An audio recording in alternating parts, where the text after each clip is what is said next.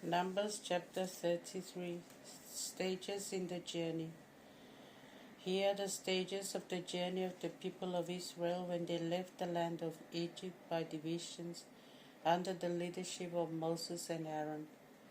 Moses followed the Lord's instructions and wrote down the starting points for each stage of the journey. Here are the stages according to their starting points. They left Ramses on the 15th day of the first month of the year. On the day following the Passover, the people of Israel set out triumphantly in the sight of all the Egyptians. When they were bearing their dead, for the Lord had struck down all their firstborn, the Lord had passed sentence on their gods. The people of Israel left Ramses and camped at Sukkoth. Then they left Sukkoth and camped at Etham, which is on the edge of the wilderness. They left Etham, turned back to Pihahiroth, which faces Baal-Zephon, and camped before Migdol. They left Pihahiroth, crossed over the sea into the wilderness, and after marching for 3 days in the desert of Etham, they camped at Marah. They left Marah and reached Elim.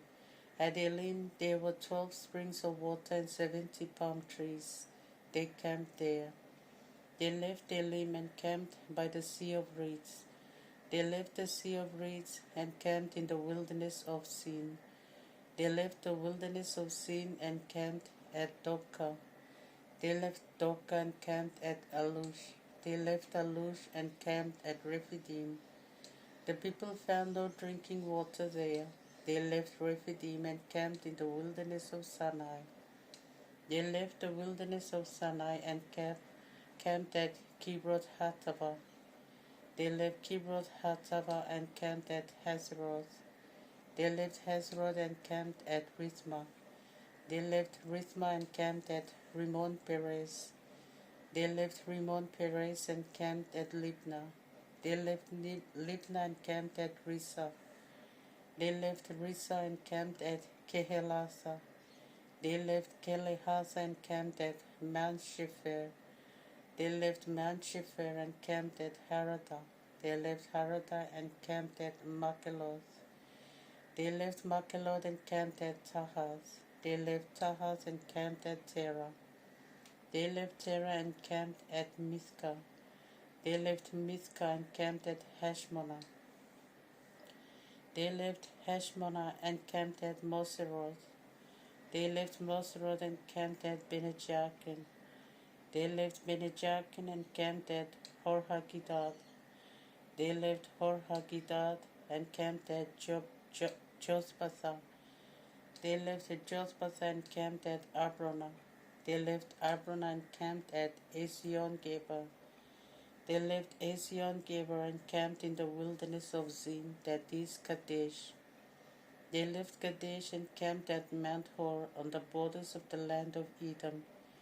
There Aaron the priest went up Mount Hor at the Lord's command, and there he died in the 40th year of the journey of the people of Israel from the land of Egypt, in the 5th month, on the first day of the month. Aaron was 123 years old when he died on Mount Hor. The king of Arad the Canaanite, who ruled in the Negev in the land of Canaan, was informed when the people of Israel arrived. So they left Mount Hor and camped at Zalmonah. They left Zalmonah and camped at Punon. They left Punon and camped at Oboth. They left Oboth and camped in the Moabite territory at Lai-Abarim. They left Lai-Abarim and camped at Dibon-Gad. They left Dibon-Gad and camped at Almon-Diblathaim. They left Almon-Diblathaim and camped in the Abarim mountain facing Nebo. They left the Abarim mountains and camped in the plains of Moab near the Jordan opposite Jericho. There they camped near the Jordan between Beth-Jeshimoth and Abel Hashittim in the plains of Moab. The Lord spoke to Moses in the plains of Moab near the Jordan opposite Jericho. He said, "Say this to the people of Israel. When you have crossed the Jordan into the land of Canaan, you must drive out all the inhabitants of the country. You must destroy their carved statues and their cast statues, and demolish all their places of worship. You will take possession of this land and settle in it, for I have given it to you for your inheritance. You are to divide it by drawing lots among your clans. To a large clan you will allot a larger share of property, to a small clan a smaller one. Where the lot falls for each, that will be his. Make this division according to their ancestral tribes. But if you do not drive out the inhabitants of the land before you, then those you have allowed to remain will be as splinters in your eyes and thorns in your sides. They will harass you in the land where you are to live, and I will treat you as I meant to treat them." Numbers chapter 34, Boundaries. The Lord spoke to Moses and said, "Give the people of Israel this order.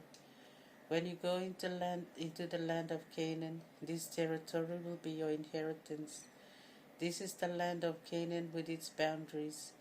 The southern part of your country will stretch from the wilderness of Zin along the borders of Edom. Your southern boundary will start on the east at the southern end of the Salt Sea. It will then turn south toward the ascent of the Scorpions and go through Zin as far as Kadesh Barnea. Then it will go northwest toward Hazar-Adar and pass through Asmon. From Asmon the boundary will turn toward the Wadi of Egypt and end at the Great Sea, the Mediterranean Sea. The Great Sea will be your western boundary. For your northern boundary you will draw a line from the Great Sea to Mount Hor. Then from Mount Hor you will draw a line to the pass of Hamath, and the boundary end at Zedad. For there it will go on to Ziphron and end at Hazar Enan. This will be your northern boundary. You will then mark your eastern boundary from Hazar Enan to Shepham. The boundary will go north from Shepham toward Riblah on the east side of Ain and onto the hillsides along the eastern shore of the Sea of Chinnereth, Sea of Galilee. The boundary will then follow the Jordan and end at the Salt Sea, Dead Sea. This will be your land with the boundaries enclosing it. Moses then gave this instruction to the people of Israel. This is the land you are to apportion by lot, which the Lord has commanded to be given to the remaining 9 tribes and the half-tribe. The tribe of Reuben and the tribe of Gad with its clans, and also the half-tribe of Manasseh, have already been given their land. These 2 tribes and the half-tribe have received their inheritance beyond the Jordan opposite Jericho to the east toward the sunrise. Leaders of the allotment.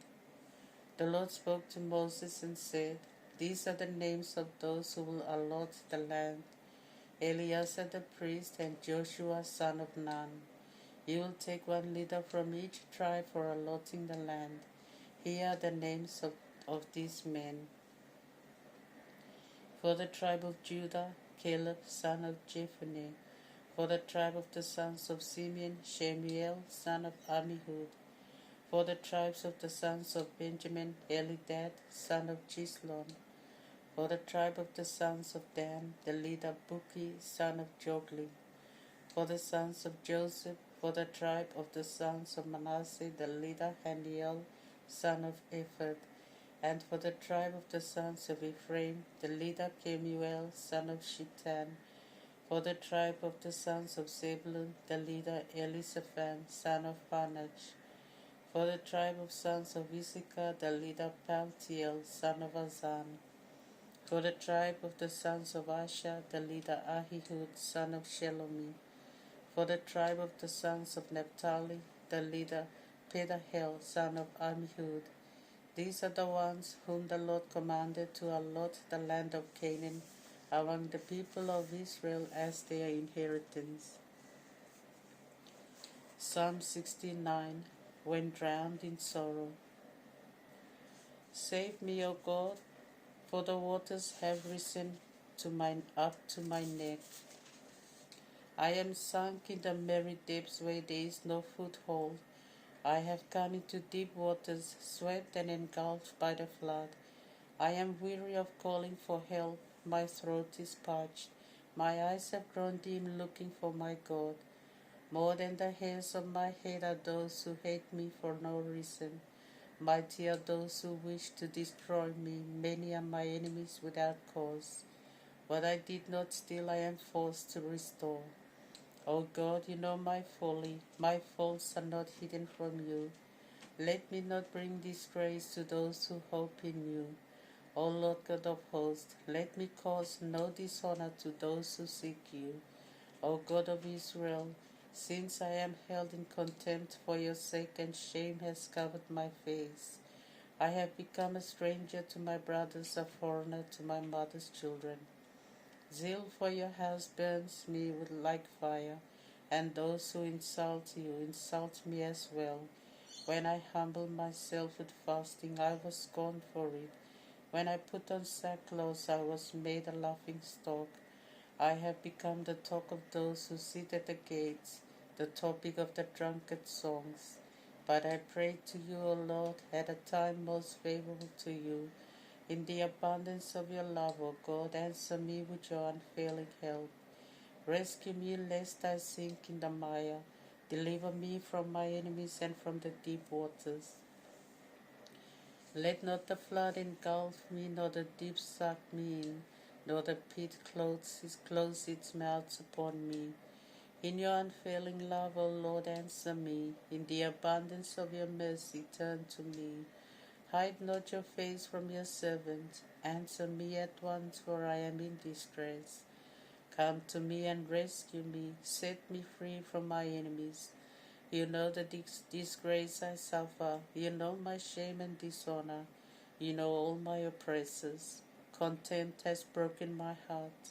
I looked for sympathy, but there was none. For comforters, but there was no one. They gave me poison for food, and in my thirst vinegar to drink. May their banquets be a snare for them, and their feasting a trap. May their eyes grow dim so that they cannot see, and make their loins lose their strength. Pour out your fury upon them, and let your burning anger overtake them. May they camp desolate, may no one dwell in their tents. For they persecute the one you have struck, and scourge those you have wounded. Charge them with crime upon crime, and do not acquit them. Blot them out of the book of life, and do not enroll them among the upright. For I myself am wounded in pain. Let your salvation, O God, lift me up. I will praise the name of God in song. I will glorify him with thanksgiving. This will please the Lord more than an ox or a bull with thorns and divided hoofs. Let the oppressed witness this and be glad. You who seek God, may your hearts be revived. For the Lord hears the needy, and do not despise those in captivity. Let heaven and earth praise him, the seas and whatever moves in them. For God will save Zion and rebuild the cities of Judah.